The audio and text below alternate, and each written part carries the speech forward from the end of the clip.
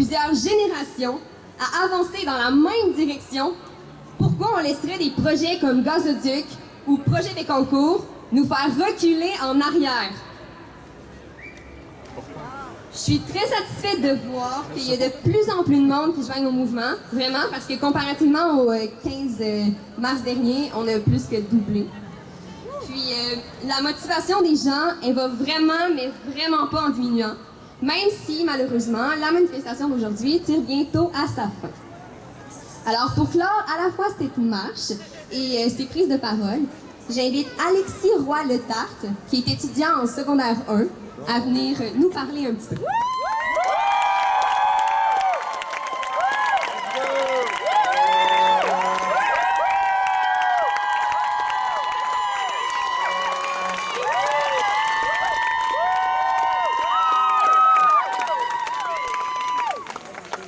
Bonjour. Ben moi, je viens vous essayer de tenter de transmettre les préoccupations que la jeunesse peut avoir dans la lutte contre les changements climatiques.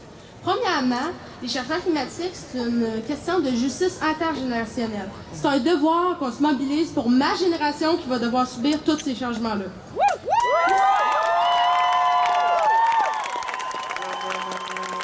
On parle souvent qu'il faut régler la dette économique pour pas que nos enfants pètent pour nos dépenses actuelles, mais c'est rien comparé à la dette climatique qui va toucher tous les aspects de notre vie future.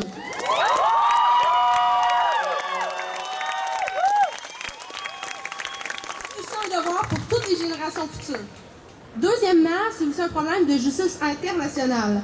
En tant que jeunes, on a un devoir pour l'humanité tout entière, ce qui inclut les enfants pauvres qui souffrent dans les autres pays. On est bien chanceux au Québec, puisque dans d'autres pays dans le monde, c'est beaucoup pire, avec les inondations qui menacent des pays entiers d'être engloutis ou les sécheresses énormes qu'il y a. Les changements climatiques, ça augmente les inégalités sur une planète qui en souffre déjà beaucoup, parce que c'est les plus riches qui polluent le plus, puis les plus pauvres qui en écopent le plus les conséquences.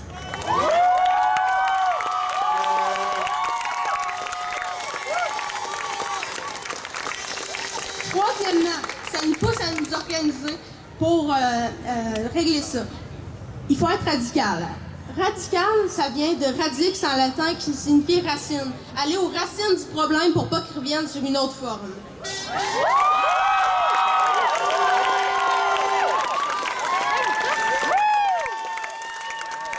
Il faut transformer notre façon de vivre, pas seulement toujours produire plus, consommer plus, puis avoir plus d'argent.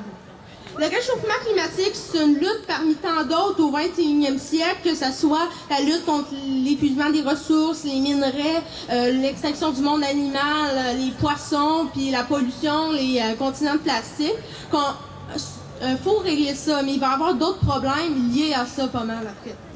En conclusion, peut-être que ça aboutira pas auprès des politiciens immédiatement, mais cependant, ça mobilise la jeunesse pour longtemps. Si les personnes de 60 ans ici sont découragées devant l'ampleur de la tâche, imaginez les gens de mon âge, s'ils s'y mettent, ils ont encore environ 70 ans de leur vie pour changer le monde peu à peu.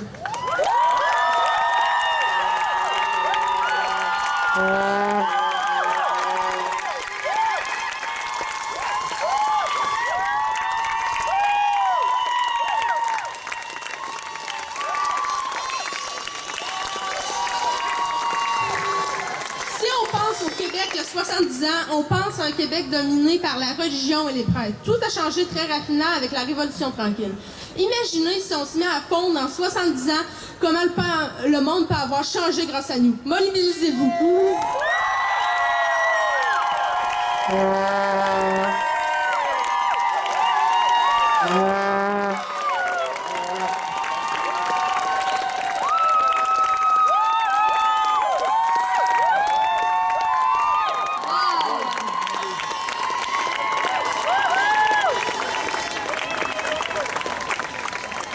Alors, c'était magnifique, Alexis, merci. Alors, je tiens juste à préciser qu'on est dans une manifestation pour l'environnement, pour ceux qui n'avaient pas remarqué. Donc, s'il y a des déchets par terre, il faudrait vraiment qu'on les ramasse, sinon ça fait un peu dur. Puis, avant de partir aussi, on n'oublie pas que les autobus sont principalement ici. Ouais, sont principalement de ce côté-là. Donc, les autobus à pare-choc bleu, pas les autres, c'est ceux qui sont écologiques, qui vont au cégep et à l'université. Donc, je vous remercie beaucoup. Bonne fin de journée.